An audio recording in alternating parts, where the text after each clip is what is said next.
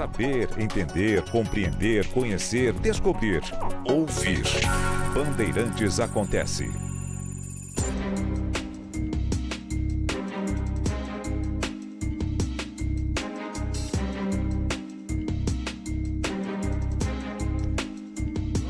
Foi a correria de sempre, ou seja, Partido Republicano, Partido Democrata, Casa Branca, todo mundo tentando resolver a questão do aumento da autorização para endividamento, ou seja, uma autorização para um endividamento maior do governo dos Estados Unidos. No final das contas, a paralisação da administração federal foi evitada, a paralisação que já aconteceu algumas vezes, às vezes dura semanas, e aí os trabalhadores que são funcionários da administração pública param, a não ser no caso de educação e saúde, e em alguns casos militares, é claro, mas muitas vezes há suspensão, inclusive, do pessoal militar ou da remuneração, do pagamento do salário do pessoal militar. E aqueles que trabalham em parques federais, instituições federais, eles não vão trabalhar, porque não vão receber. O governo não pode pagá-los. Isso foi evitado com um acordo que, na verdade, empurra para março a retomada da discussão. Esse acordo vale até março. Já, portanto, com Donald Trump na presidência. Ele assumirá a presidência, substituirá Biden no dia 20 de janeiro. Então, março já será a administração Trump que terá de lidar com o Congresso para que não haja paralisação das atividades federais. O problema não é a autorização em si. O problema é o tamanho da dívida pública dos Estados Unidos. Já atingiu 36 trilhões de dólares. Isso equivale aproximadamente a 1/3 do PIB mundial. É maior do que o PIB dos Estados Unidos. A dívida dos Estados Unidos já é maior do que o seu PIB e já corresponde a 1/3 do PIB mundial. Claro, os Estados Unidos têm uma situação muito peculiar em relação à dívida pública. Afinal de contas, essa dívida é inteiramente contratada em dólares, está relacionada a títulos do Tesouro, mas os Estados Unidos emitem a moeda que é a referência nas transações financeiras e comerciais no mundo, o dólar. Então isso faz com que a dívida seja administrável. Mas até certo ponto. Os credores começam a olhar com preocupação e começam a enxergar no horizonte um risco que não havia. O risco de um calote. O risco de um calote. E isso significaria a percepção desse risco que os credores passariam a exigir juros maiores, em alguns momentos prazos menores, para reempréstimos, para a compra de novos títulos. E é exatamente isso que foi abordado, inclusive, em uma reportagem do Wall Street Journal, porém, com um diagnóstico correto, mas com sugestões para a resolução do problema que não são as mais adequadas. O fato é que a dívida está em 36 trilhões de dólares e ela já custa, em pagamento de juros, serviço da dívida, mais de 1 trilhão de dólares por ano. E isso é muito mesmo para o país mais rico do mundo, mesmo para a maior economia ainda da Terra, mesmo para os Estados Unidos. É muito. Inclusive, coloca em xeque algumas das promessas do Donald Trump. Porque nesse cenário, prometer redução de impostos não parece o mais adequado. O Trump, claro, ele é disruptivo, né? Ele lança 50 assuntos de uma vez, as coisas ficam diluídas. Então ele quer que o Canadá se torne o 51º estado dos Estados Unidos. Claro que é um desrespeito aos canadenses, né?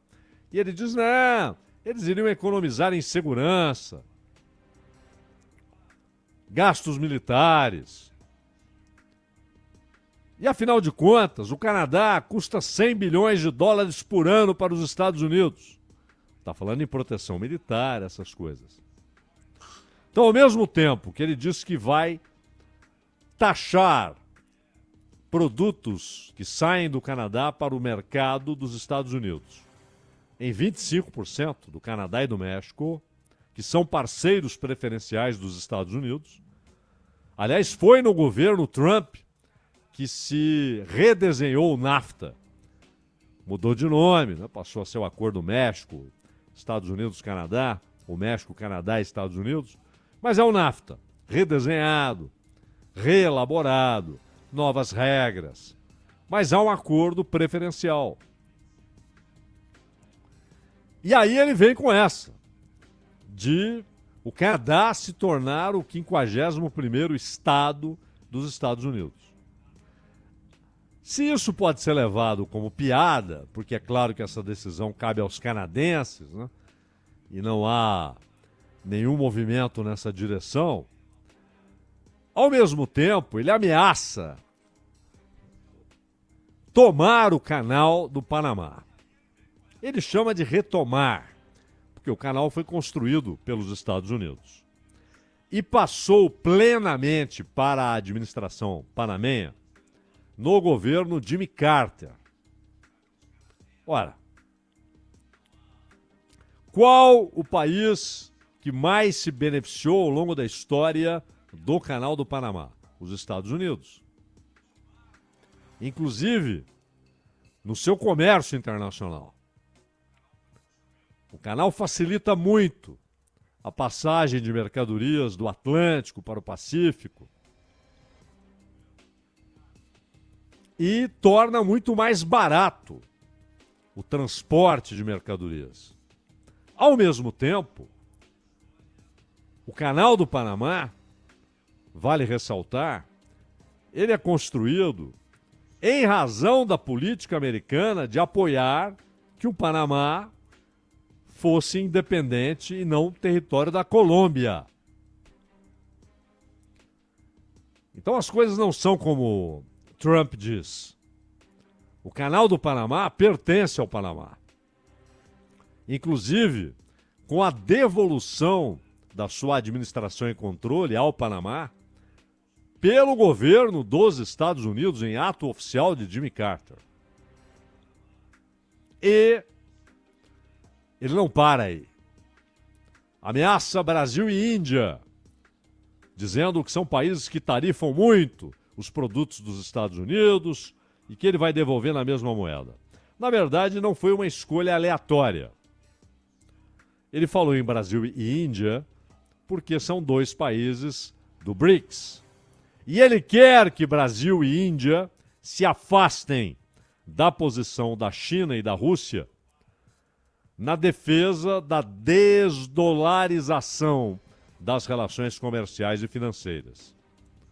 O Brasil tem se mostrado, espero que não recue, que não se assuste, que não vire as costas para a sua própria proposta de desdolarização.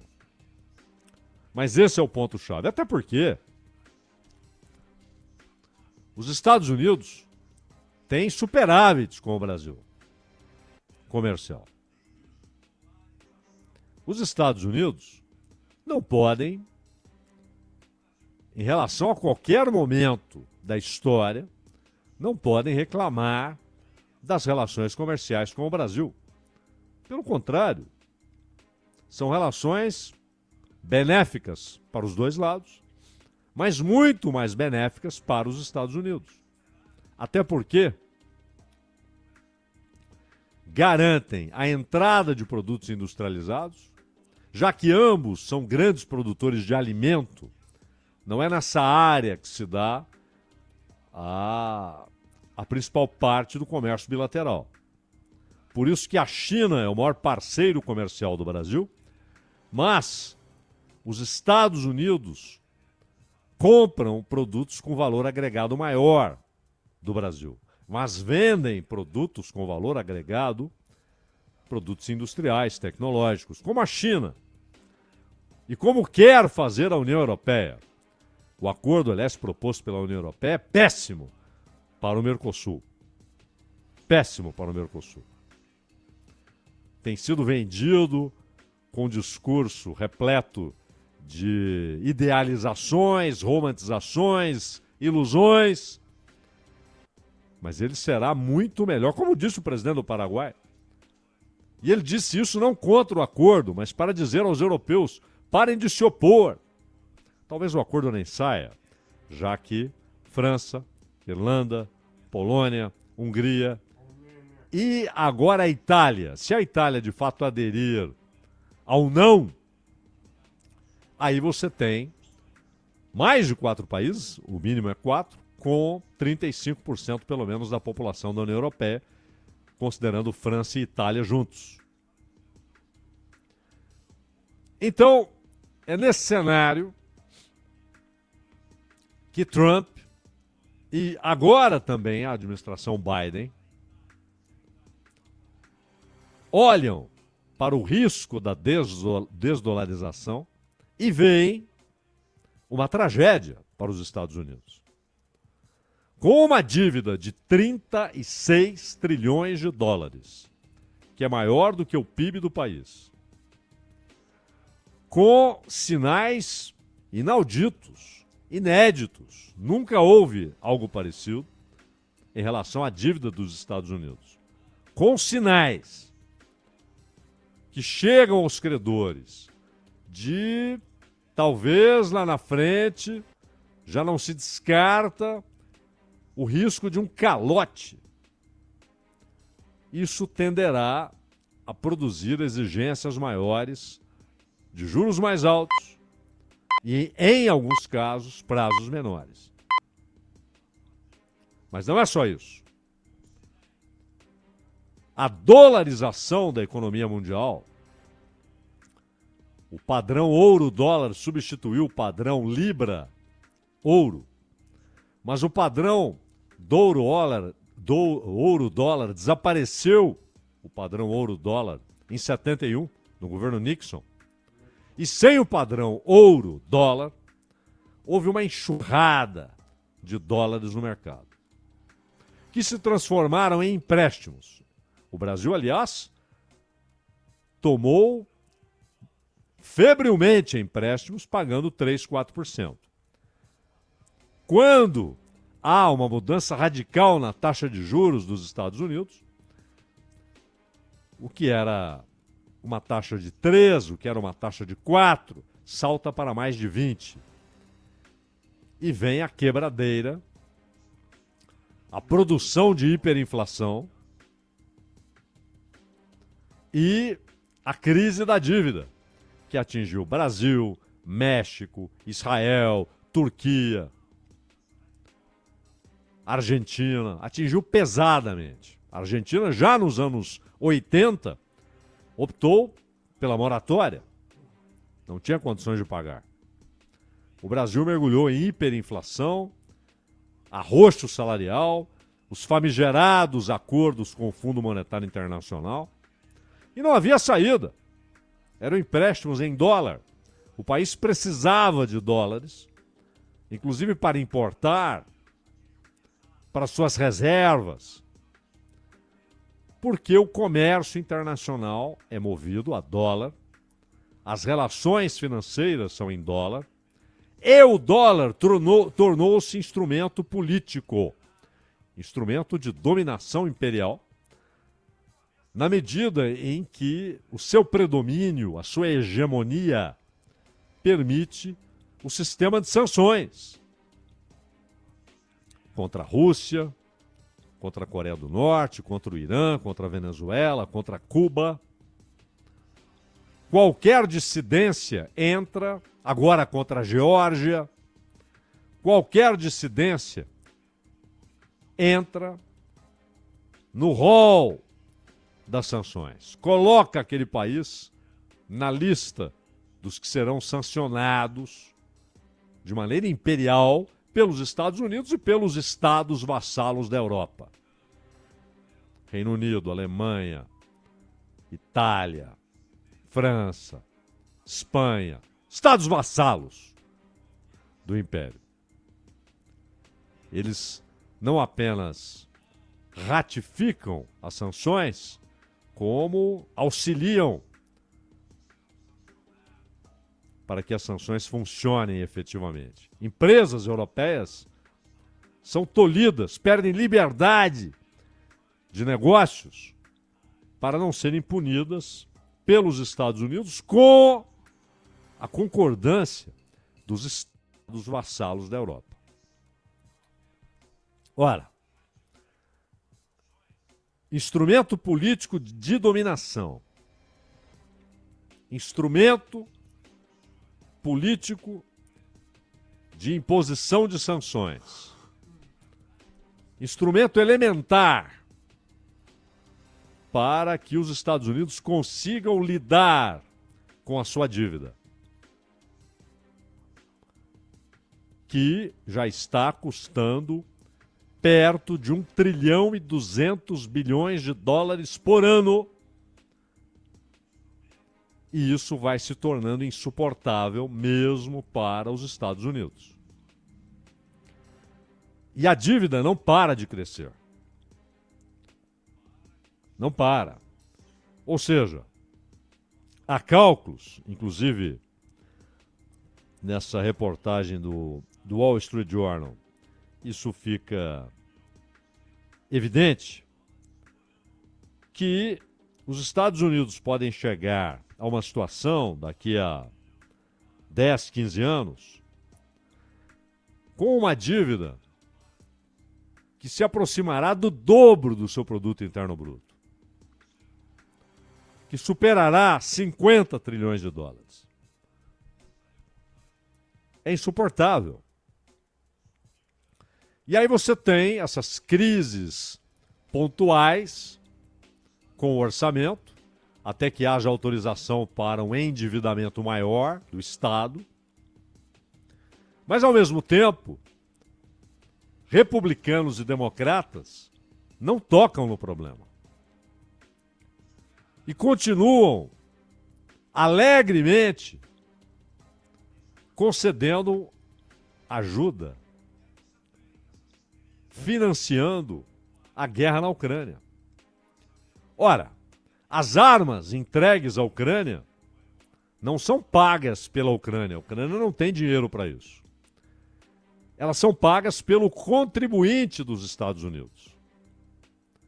Porque as 8 grandes fabricantes não são estatais.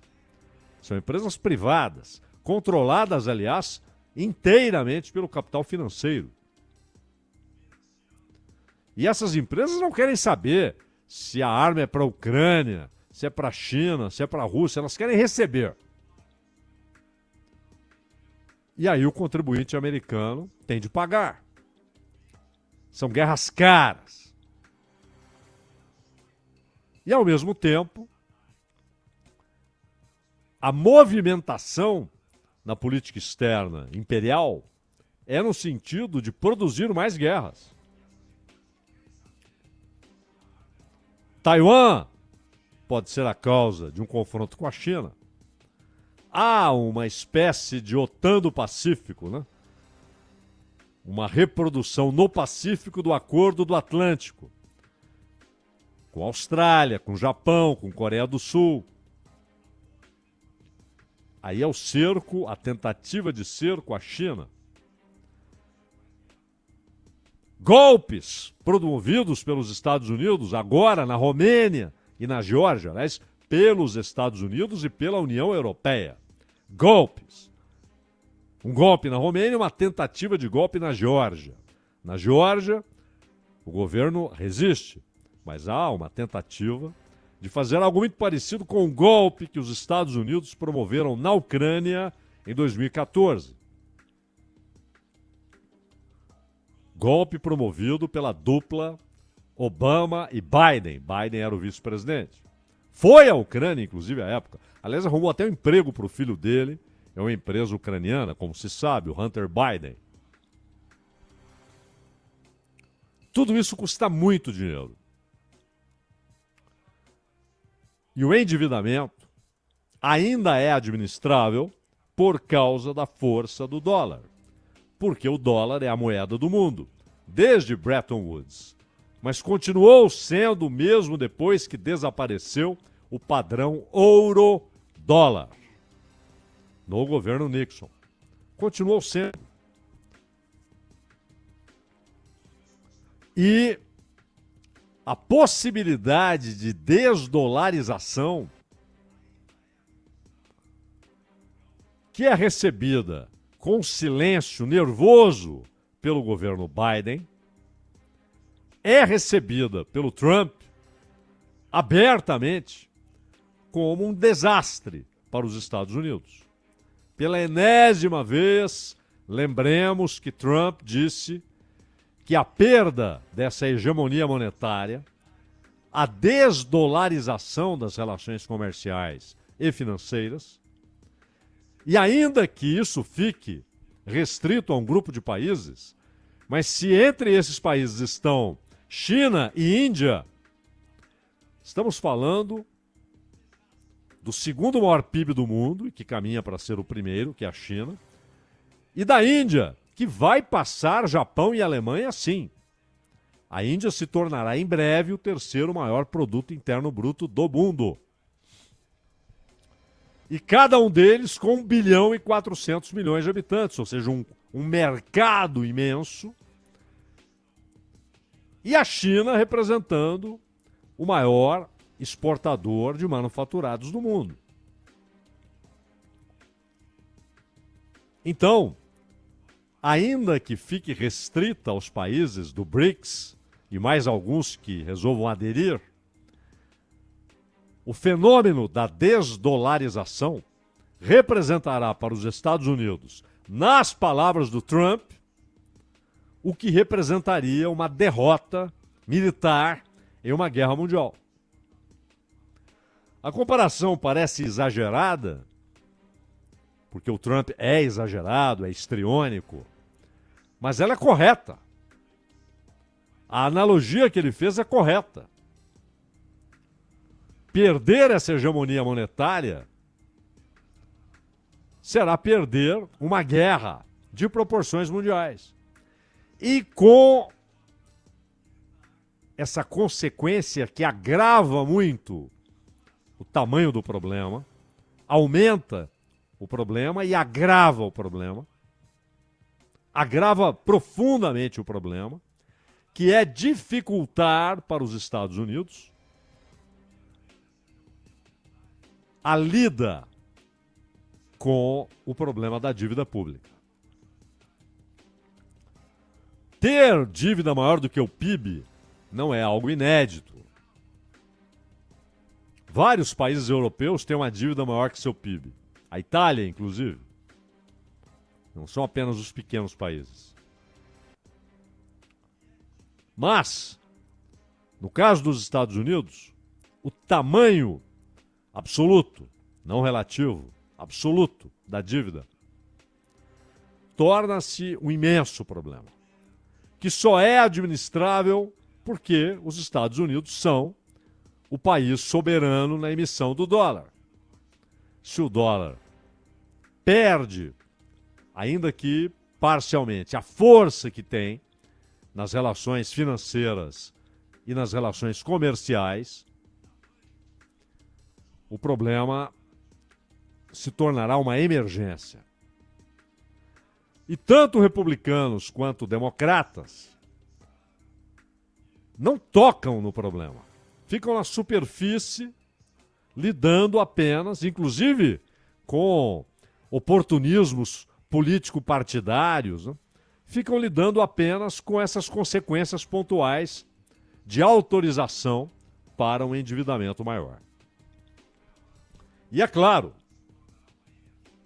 se o problema se torna de difícil solução, se sua administração já não é automática, mas se torna problemática econômica e politicamente, é claro que isso tem impacto na economia do mundo inteiro. E particularmente para aqueles que detêm títulos do Tesouro Americano. Não por acaso, a China, maior detentora de títulos, ela chegou a ter 3 trilhões de dólares em títulos do Tesouro dos Estados Unidos. Ela está já há alguns anos liquidando esses títulos, passando para frente, devagar, para não provocar uma desvalorização no ativo. Mas ela começa a transferir seus investimentos para ouro e para outras reservas. A mesma coisa a Rússia faz há anos,